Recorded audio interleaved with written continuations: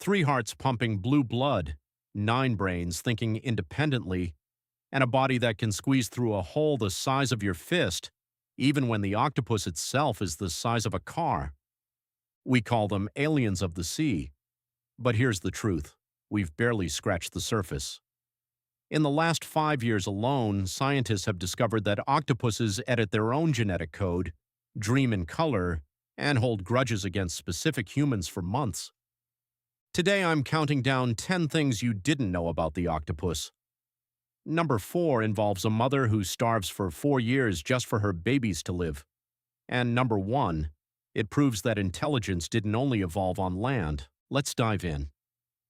Let's start with the anatomy that gives neurologists nightmares. You have one brain. It's in your skull. It controls everything: your breathing, your walking, your decision to click this video. An octopus has 9 brains. One central brain sits between its eyes, about the size of a walnut. But here's where it gets strange. Each of its 8 arms contains its own mini-brain. That's 8 arm brains plus 1 central brain equals 9. Now, why would evolution do this? Because octopuses don't move like us. We have bones and joints. Our brain calculates every angle, every muscle contraction. An octopus arm has no bones. It has 200 to 300 suckers per arm, each one independently movable. If the central brain had to micromanage every sucker, the octopus would freeze. Instead, each arm brain handles local decisions. Here's the mind-blowing part. An octopus arm can taste, touch, and move without asking permission from the main brain. Researchers proved this by severing an octopus arm. For several hours afterward, the detached arm continued to crawl away, grab food, and avoid obstacles. It wasn't alive, not really, but its local brain was still running the show. This is called distributed intelligence. The only other animals with anything similar, humans, don't have it. But some scientists argue that octopus arms are so semi-autonomous that each one has its own personality. One arm might be cautious, another might be aggressive, and the central brain has to negotiate with all 8. Imagine waking up and your hands sometimes just decide to do things without telling you. That's an octopus's Tuesday. Number 9 is a biology lesson that feels like science fiction. Your blood is red because of hemoglobin. Iron binds to oxygen, turns red, and carries life through your veins. Octopus blood is blue. They use hemocyanin. Instead of iron, their blood uses copper. When copper binds to oxygen, it turns a pale, almost electric blue. Why copper? Because octopuses live in extreme environments, deep, cold, low oxygen water. Hemocyanin is better at grabbing oxygen in those conditions. It's also more efficient at cold temperatures, but there's a downside. Copper blood doesn't hold oxygen as well as iron blood when temperatures rise. That's why octopuses struggle in warming oceans. Climate change isn't just melting ice caps, it's making octopus blood less effective.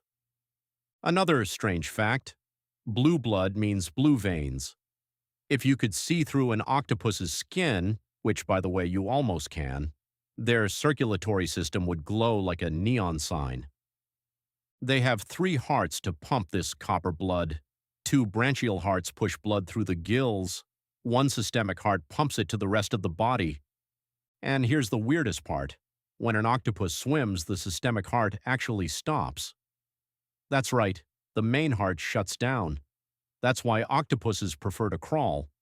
Swimming literally exhausts them because they're doing it with 1 less heart. Number 8 is the most mind-bending discovery in octopus science from the last decade. Humans evolve over generations. It takes thousands of years for our DNA to change. Octopuses don't wait. In 2017, scientists sequenced the octopus genome and found something shocking. Octopuses perform something called RNA editing. They rewrite their own genetic instructions in real time. Here's the technical breakdown. DNA is your blueprint.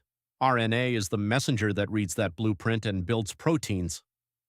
In almost all animals, RNA is a faithful copy. What DNA says, RNA does. In octopuses, RNA changes the message. It edits out certain instructions and inserts new ones. This allows an octopus to adapt its nervous system to environmental changes like temperature drops or oxygen loss within hours, not millennia.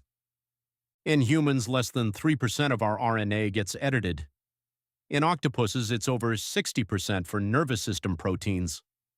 One researcher put it this way: an octopus can rewrite its own brain software while running the program. This is why octopuses can learn to open jars, solve mazes, and escape from supposedly escape-proof tanks. They don't just learn, their brains physically reconfigure to handle new problems, and we have no idea how they do it. No other animal on Earth edits its neural RNA at this scale, not dolphins, not chimpanzees, not even humans. The octopus is running a different operating system than the rest of the animal kingdom. You've seen a dog twitch in its sleep. It's dreaming of chasing rabbits. An octopus sleeping looks like a lava lamp possessed by a ghost. In 2021, researchers filmed octopuses sleeping and observed something extraordinary. Every 30 to 40 minutes, a sleeping octopus begins to flash. Its skin cycles through colors: red, brown, white, mottled green. Then patterns emerge: spikes, smooth patches, dark rings around the eyes. Then suddenly, silence. It goes dark. Then the cycle repeats. Scientists believe this is REM sleep, rapid eye movement sleep, the phase when humans dream. Octopuses experience REM-like states, and because their skin is directly controlled by their brains, not hormones, their dreams literally display on their bodies. What do octopuses dream about? Probably hunting, mating, escaping predators. When an octopus turns dark red with raised spikes, it's mimicking a poisonous sea creature. When it turns flat and sandy, it's hiding. Imagine if your face showed whatever you were dreaming. That's an octopus. One captive octopus at the Seattle Aquarium was filmed sleeping. It turned the exact color pattern of the aquarium's most aggressive fish, a fish it had fought with earlier that week. It was literally reliving a conflict in its dreams. We don't know if octopuses have nightmares, but given their intelligence and their ability to hold grudges, it wouldn't surprise me. Number 6 is heartbreaking, but it's also one of the most awe-inspiring things in nature.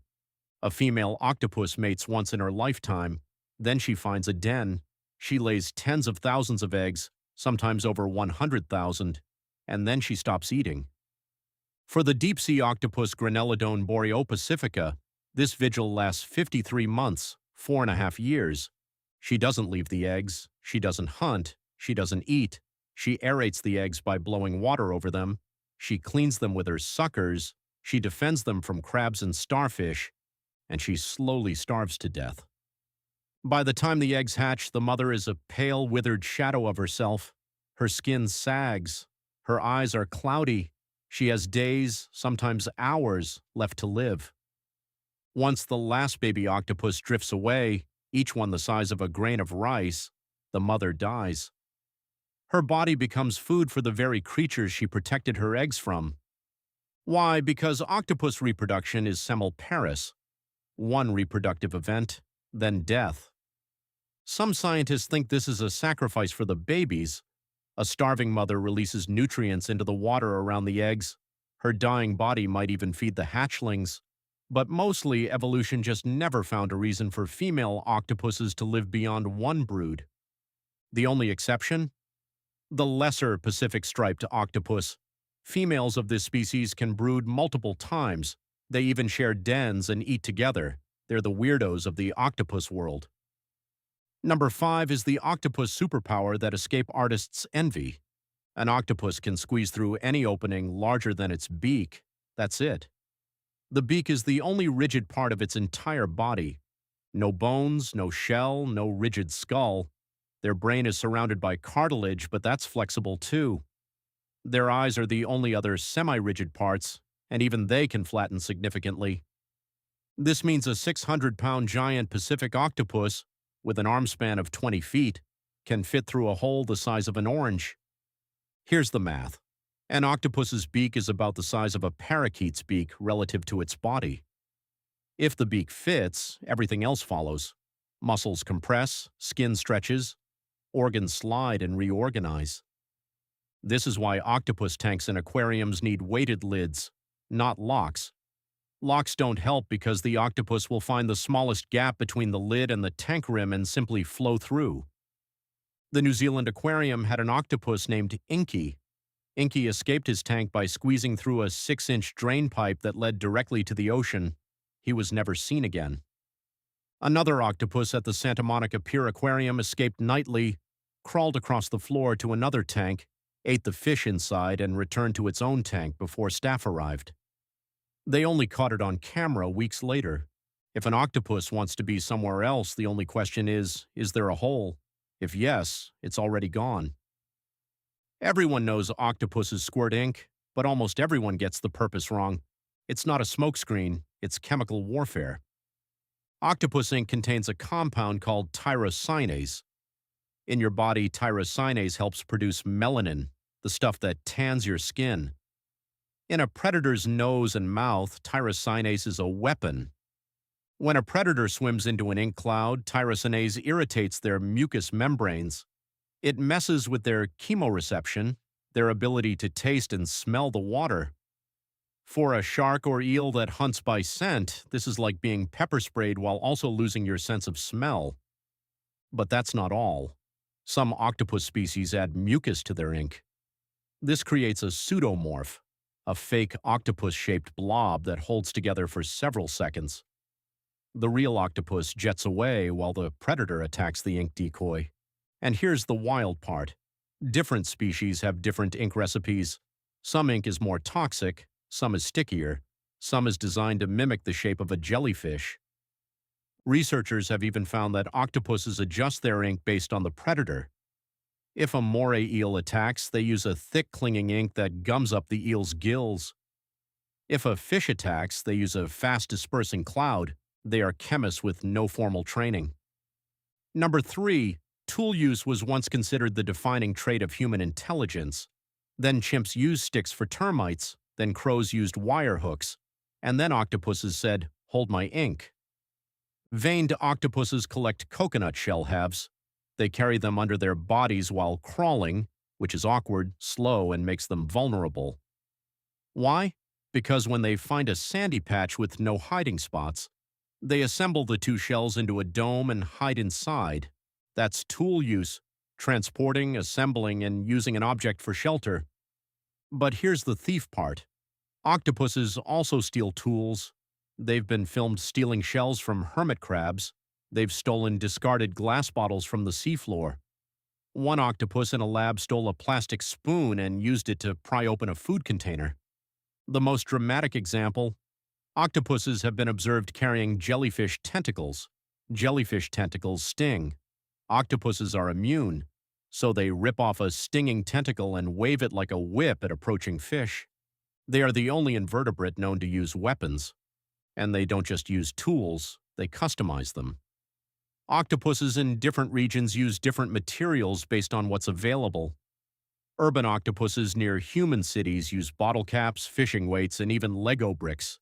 They're adapting to the Anthropocene faster than we are.